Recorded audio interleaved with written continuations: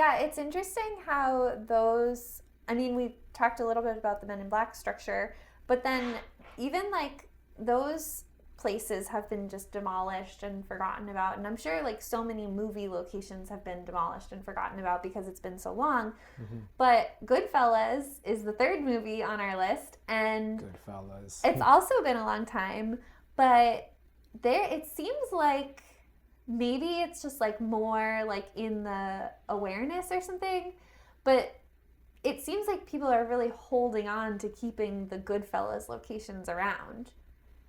I think there's a couple of reasons.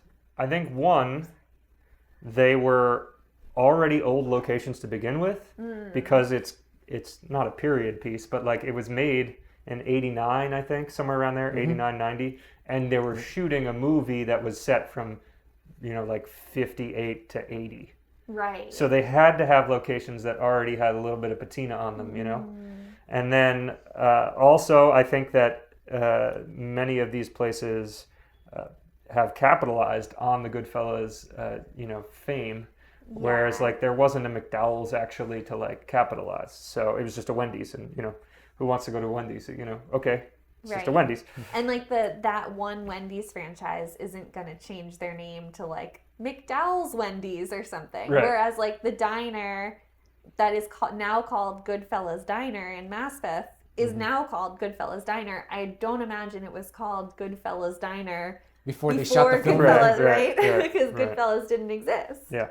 Well, we should say past tense on Goodfellas Diner, because now that we're saying this, it's unclear. It's all boarded up, and it definitely looks closed. But it's unclear if it's like just closed for COVID or if it's... Oh, it had for rent signs on it. it did. Okay, it's probably I mean, closed. I hope that somebody rents it and wants to turn it into it, right? But right now, it's not a great time for diners. So, and it's also, I mean, it's a truck stop diner, like, which might seem strange to people that aren't super familiar with Queens, but there are some industrial areas of Queens that are basically about trucks and nothing else, and it's not super favorable to walking around. Of course, we walk there too, but it's like there are multiple trucks just parked in the parking lot, probably been there for a really long time. There's constantly truck traffic going back and forth there. There's the road that it's connected to is called Rush Street. I don't know if it's Rust Avenue or Rush Street, but I don't think you can get more industrial than Rust if your street name is, So. But but that location is where at the end of the movie, when Henry, who's Ray Liotta's character, goes to meet Jimmy, who's Robert De Niro's character, and he's like, I got there 15 minutes early, and he was already there. Like he was really anxious because he knew he had screwed up about the drugs. And he knew that Jimmy had been whacking people because he didn't want anything to get back to him.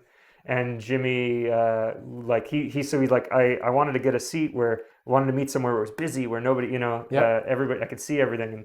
And that was the scene. And you can see if you go close to the door, you can see there's movie stills of like pretty much every line of that scene that they have right by the entrance of the. So it's like if there was any confusion as to why this is named Goodfellas, it's right here, But I love that when places that have shown up in pop culture like just make it all about that. Where it's like we aren't even gonna try to like do anything beyond this. We know why you're here. We're going to serve you what you're here for. Right. It's for Goodfellas. It's because you've seen this scene. Yep. Here's the scene. Enjoy it. Sit at the table. We know you want to sit at the table. Take pictures. Put it on Instagram. Yeah. Put it on social. Yeah. Totally. And they don't try to like be like, what are you taking pictures? They're just like, come on in. Do it. Go ahead. Right. Yep. Yes, we've eaten there before because it actually is pretty close to where my old apartment was. Is it at that booth? The booth that they I don't think we went into that booth. Did. I don't think so. I do think I looked for it. I was like, I was trying to orient myself, like which side. Is it that booth that they were discussing? Should have asked. But and I don't know how long it's been closed. It may have been closed pre-COVID. It may not have been. It's there is like some signs of some moderate disrepair. So it may have been pre-COVID, but yeah, I hope somebody buys it and decides to fix it up. But it's in truck stop land, so you're not really going to get a lot of casual traffic coming through. And you have to specifically go there just for that, Yeah. I think so, yeah. Or you have to make it a diner where like people have where it's like really good food or something also, so people have like more than just the Goodfellas fun thing to see. Mm-hmm. So I'm looking at the list right now. We'll just kind of go down the line.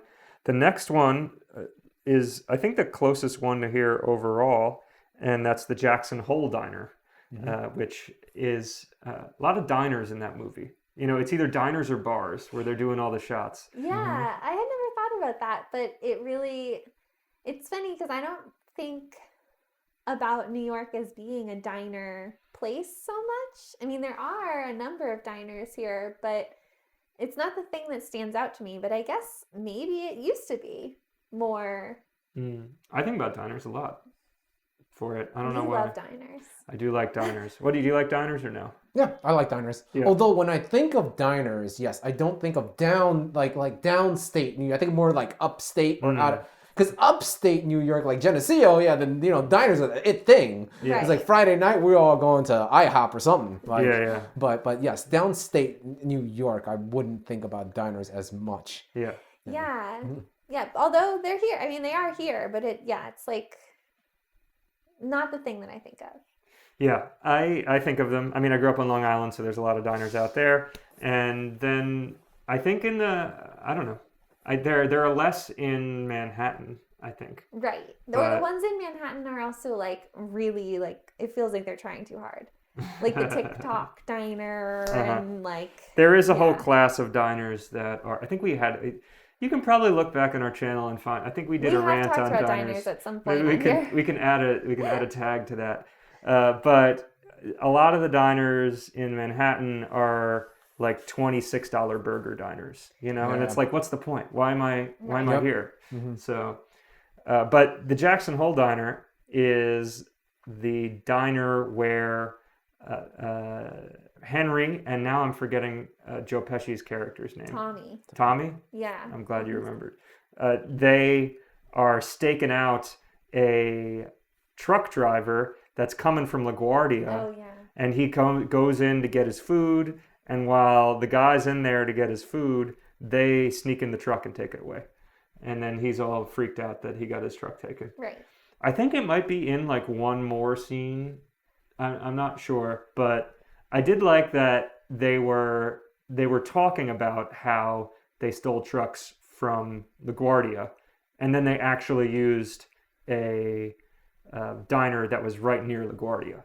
Because it's not always the case that you put those two things together. So I was pleased that happened. Yeah, Agreed. It's nice that there's also an airplane on the diner sign over there. Yeah, it's a great aesthetic. That diner has like this really powerful. I guess it's 50s. I mean, they also have 50s music playing, like just passively outside. So that's where my head goes. But it's like 50s, 60s vibe. Yeah. And I've eaten there before, but it's been a long time, so I don't remember if the food's good or not. Yeah, I don't know. I don't think I've ever eaten there. Yeah. And so going around the horn here, there's a couple of places. One on a street called Babbage Street, and that's under some elevated tracks, and that's where once Jimmy is starting to get really anxious about the Lufthansa heist and like people finding out about it, he has this guy that like right after the heist, this guy buys a pink Cadillac for his wife. Yep, and then he gets really angry about it. And then later in the movie, they find him and the wife under the elevated tracks, and that was the Babbage Street location.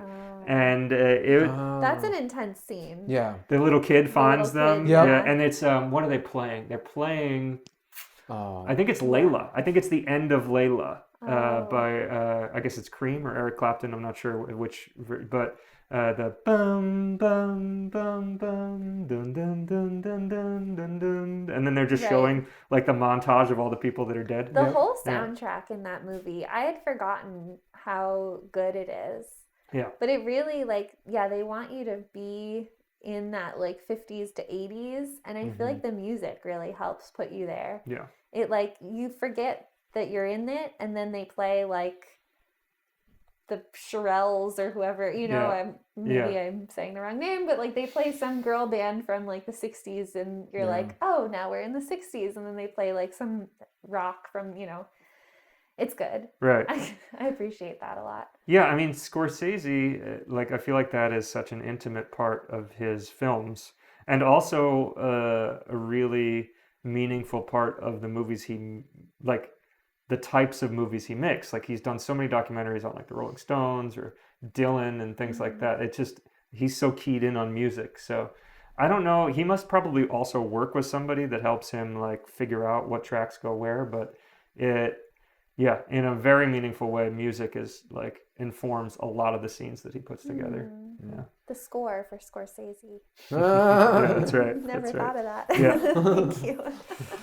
And so only a block away from that location is a place that's also closed, but it still retains the bones of what was there, kind of like the Goodfellas diner. And that was called the Tropicana. And the Tropicana was where, I think Karen is his wife's name, I think. I could be wrong. Yes. She's Jewish. And Yeah. And that's where they have their really bad first date where he doesn't care. Oh, and, yeah. Yeah. And so it's right next to a theater as well. And it just the whole block, the elevated tracks, the Tropicana, the theater, it all feels like if it had just it makes sense that in 1990 or 89 or when the movie was made, it already felt like a complete set piece, So I thought that was really great location scouting for them. And now it still has the awning and everything. It could become something at some point, but right now it's nothing. And they had these really amazing doors on there that the carved looked like flamingos or something. It was pretty cool. I wonder how much of these places also kind of like the Goodfellas diner, how much they did a lot of that after the movie, to keep it with that vibe and to keep people excited about it, or even just having, I can imagine just having these really, really famous people in your establishment would give you the energy to oh, I'm gonna make it now, I'm gonna put a lot of energy into my place. Yep. Or was it chosen because people are already whether you're riding the wave or you're creating the wave. Yeah, right, totally. Exactly. Totally. Yeah, I wonder, that would be an interesting thing to pay more attention to, if you could follow a location scout around for some of these big movies that are being made now and document what the places look like before and what happens to them afterwards. Well, I think it probably just depends on the demeanor of the owner, Some people are, like you said, they're anxious to make it about that experience and lean into it and embrace it, and other people not so much, Yeah. But and then other people, they already know that the thing that appealed to the movie maker was that it was crusty and kind of counterintuitive, and so they're just going to continue to be who they were, Mm-hmm. Right. And then either be hoping that another movie maker is going to come around and want another crusty scene, or just whatever, I had my one shot. Yeah. Yeah. And so the last location that we visit from Goodfellas, and that's just on our walk. I mean, it's certainly not the last location in Goodfellas. There's 30 locations. There's so many, and there's a bunch of different articles. We actually got in touch with someone whose name I'm blanking on right now, but maybe I'll put the article in the notes. There's so many different people that go around and find every single location that's ever been used in, especially these movies like Goodfellas. Yeah. People there's super fans out there. So this last location's in Woodhaven, and it's called Near's Tavern. which I had never been to. And it's like it's off Jamaica Avenue, like 3 blocks into residential spots. So you might not even know that it was there, but one of the great things about this location was that they have, you know, those New York historical signs? They're like orange and blue, and they're made out of metal, and they're like, it's like, you know, George Washington slept here on this date or something, you know, like, you know what I'm referring to? They had one of their own made for the location. And like it was I only like it was a pretty good replica, but when you like the outside, the framing of it was done in metalwork, but it like looked a little weird. And then on the corners it said like Nearest Tavern, and then like where all the text was that described it, it was like a nice I don't know, plastic, like not oak tag, or like, you know what I mean though, like a kind of like a weather resistant plasticky like board, and not the metal sign that these signs actually are. Like it was passable enough that it looked like it was really important, and it just described the history of this bar. And it actually, I mean, according to the sign, which I'll choose to believe, it was one of the oldest bars in New York City. It's from like 1820. Wow. And it mentions that Goodfellas was filmed there, and that there are some other movies that were filmed there as well. And it, you know, mentions it's good food, which, you know, like a New York historical sign wouldn't typically do.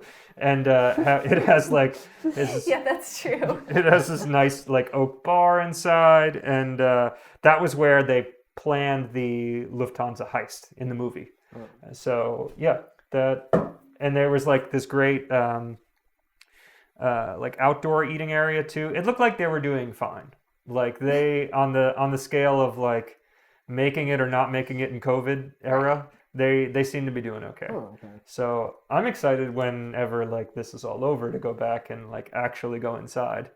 Yeah, that's like a whole new another level of like doing these walks of like sort of the fan walks, right, that we're not really experiencing right now because of COVID, where we're just like seeing everything from the outside. But some of them have like really great interior shots, which would be fun to experience.